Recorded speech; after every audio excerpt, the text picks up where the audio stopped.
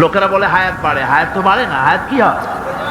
জন্মের পরের থেকে আমার জন্য রিজার্ভ আছে যতটুকু, 50 বছর বাঁচবো, 60 বছর বাঁচবো, যতটুকু হায়াত আমার জন্য নির্ধারিত করা আছে, নির্ধারণ করা আছে, প্রতিদিন একদিন একদিন করে কমে যেতেছে।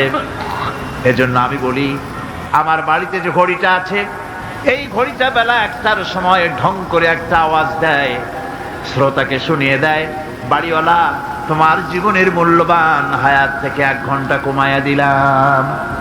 2টার সময় 2টা ঘন্টা লাগায় শোনায় দিল, বান্দারে তোমার জীবনের মূল্যবান সময় থেকে 2টি ঘন্টা কমে গেল। এমনি করে দিন গেল, মাস গেল, বছর গেল, আমাদের হুঁশ হলো না। সময় চলে গেল তাস খেলে খেলে, সময় চলে গেল আমাদের খেলাধুলা করে, শয়তানি বদমাশি